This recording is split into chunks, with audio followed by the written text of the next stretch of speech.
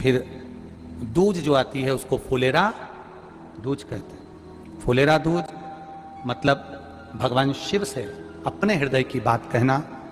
जो दान किया, पुण्य किया, सत्कर्म करा, वो कभी छिन्न ना होना। अर्थात सारे व्रत, सारे उपास, सारा दान मरने से पहले हो सकता है छिन्न हो जाए, पर फुलेरा दूज का किया हुआ दान, पुण्य, सत्कर्म, भजन, कीर्तन कभी समाप्त नहीं होता। वो फुलेरा दूज।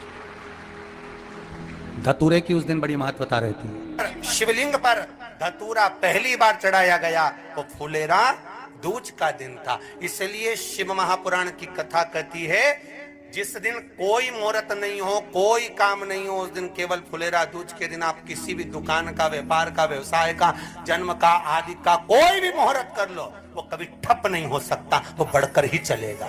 सारी जिंदगी के कांटे निकल जाते हैं, सारी जिंदगी के कांटे समाप्त हो जाते हैं फुलेरा दूज। कहते हैं दुनिया में सब दिन का दान, सब दिन का पुण्य समाप्त हो सकता है, और फुलेरा दूज का दान, पुण्य, सत्कर्म, भजन, कीर्तन, नाम स्मरण समाप्त नहीं हो। जो दुकान, जो व्यापार, जो व्यवसाय, और पहले भी आपको कहा, मान लो आप शिवरात्रि के दिन रात को भगवान शंकर को धतूरा चढ़ाते हो व्यापार व्यवसाय के लिए, और वो धतूरा आप शिवरात्रि के दिन सुबह 4 बजे से पहले नहीं बांध सकते, तो उस धतूरे को फुलेरा दूज के दिन लाल वस्त्र में बांधकर अपने व्यापार वाली जगह पर बांध दो। जीवन में कभी व्यापार नीचे नहीं जाएगा, बढ़ता ही चला जाएगा। और उनके लिए भी निवेदन करूंगा जिनके यहाँ कर्जा बहुत है, बहुत कर्जा है, चूक ही नहीं रहा, पैसा ही नहीं रहा, व्यापार चले तो कर्जा चूके, उनके लिए भी निवेदन करूंगा। एक धतूरा बेलपत्री के पेड़ के नीचे शिवलिंग का निर्माण कर कर फुलेरा दूज के दिन उस धतूरे को अपनी कामना कर कर हल्दी में भिंगोकर उसको भगवान शंकर को समर्पित कर दीजिए अपनी कामना कर कर। उसी हल्दी की एक बिंदी अपने साथ में रुमाल में लगाकर अपने व्यापार व्यवसाय की जगह पर लेकर जाइए। कर्जा धीरे धीरे धीरे धीरे जब चूकेगा, जब लक्ष्मी आएगी, तो लक्ष्मी की वृद्धि भी वो करता है। महाराज ये फुलेरा दूज के ऊपर चक्कर आ जाते हो, अचानक गिर जाते हो, हापड़ी भराने लगती हो थोड़ा सा चलने पर, श्वास फूल जाती हो ज्यादा चढ़ने पर, उनके लिए विशेष है कि धतूरे की जड़ को, धतूरे का जो फल होता है उसकी जड़ महाराज निकाल कर धोकर उसको घिसकर शंकर भगवान पर उसका लेपन कर दीजिए।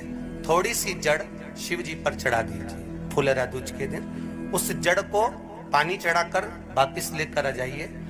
जो मिर्गी का मरीज होता है, जिसको दमे की शिकायत होती है, श्वास की होती है, चलने में हापड़ी भरा जाती हो, फुलेरा दूज के दिन दोपहर के समय पर उसको वो जड़ केवल 3 या 4 बार सुगंध में सुंगा दी जाती है, तो मिर्गी की बीमारी समाप्त हो जाती है, और जिसको दमा श्वास फूलता है उसको भी आराम लग जाता है। फुलेरा दूज के दिन उसके लिए नित्य आनंद का सुख दे जाते हैं। और भी ध्यान दें, जिसको बहुत भारी बीमारी हो, डॉक्टर कह रहे हैं कि ऑपरेशन की जरूरत है, ऑपरेशन कराना पड़ेगा, गांठ हो गई है, ये हो गया है, वो हो गया है, निवेदन है एक धतूरा फुलेरा दूज के दिन भगवान शंकर के शिवलिंग पर समर्पित करें, और 5 बेलपत्र नंदीश्वर भगवान पर अर्थात भगवान नंदी पर समर्पित करें। जीवन में कितनी बड़ी भी बीमारी होगी वो आगे नहीं बढ़ सकती, ऑपरेशन की जरूरत नहीं पड़ सकती, वो केवल फुलेरा दूज पर हो। मौका मिला है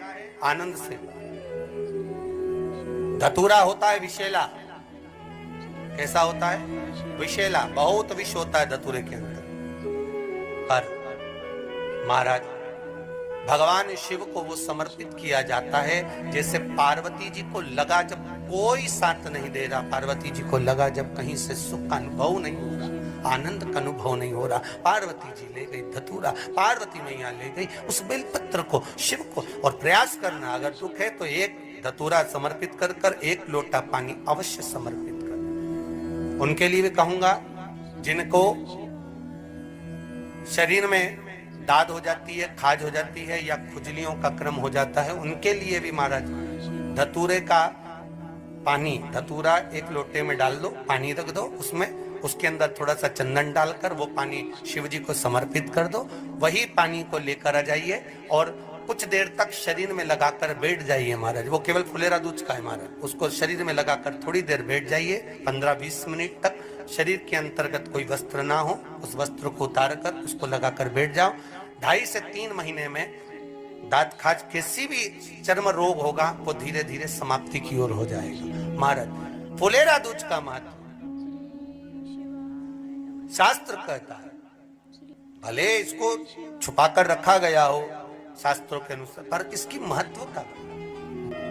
जिन लड़का और लड़की का विवाह नहीं हो रहा है, विवाह के लिए बहुत परेशान हो गए, उनके लिए भी 5 बेलपत्र, 1 धतूरा, 5 शमी पत्र अशोक सुंदरी वाले स्थान पर, चाहे मंगल हो, चाहे राहु हो, चाहे केतु हो, सारे ग्रह भले अनुकूल है नहीं है, प्रतिकूल है नहीं है, वो अपने अनुसार उसको लेकर शमी पत्र, बेलपत्र और धतूरा हाथ की हथेली में रखकर, जिसका मंगल विवाह नहीं हो रहा, बहुत कष्टप्रद है, हाथ में रखकर अशोक सुंदरी, अशोक सुंदरी का स्थान सबको मालूम है ना, भगवान शंकर की जलाधारी पर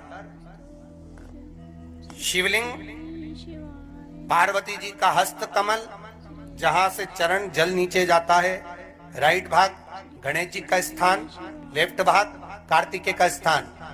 जलाशय में से, जलाधारी में से जो जल नीचे गिरता है बूंद बूंद, वो शंकर भगवान की 5 लड़कियां, जया, विषहरा, शामरीवारी, दोतली और देव। शंकर जी की 1 लड़की और अशोक सुंदरी 6 नंबर की, उसका स्थान, इन पानी जो जाता है उसके बीच में जो मोटी सी लाइन होती है, उस मोटी सी लाइन पर जो स्थान है वो अशोक सुंदरी का स्थान है। किसका स्थान है? अशोक सुंदरी। शंकर भगवान का संपूर्ण परिवार, जलाधारी माता पार्वती जी का हस्तकमल, चरण राइट में गणेश जी, लेफ्ट में कार्तिकेय जी, बीच में अशोक सुंदरी, और ऊपर से जो 1-1 बूंद पानी गिरा रहा है वो है शंकर भगवान की 5 लड़कियां, जया, विषहरा, शामरीवारी, दोतली और देव। शिव की 5। तो जिनका विवाह नहीं हो रहा, अशोक सुंदरी वाली जगह पर हाथ में लेकर वो धतूरे के साथ शमी पत्र, बेलपत्र समर्पित करें और बाबा से निवेदन करें, बाबा आपकी कामना पूर्ण, फुलेरा दूज करें। अशोक सुंदरी पर जो धतूरा चढ़ता है, वैसे तो अशोक सुंदरी पर धतूरा बहुत कम चढ़ता है, केवल एक फुलेरा दूज का दिन ही ऐसा होता है जिस दिन अशोक सुंदरी वाली जगह पर धतूरा चढ़ता है। अशोक सुंदरी शिव शंकर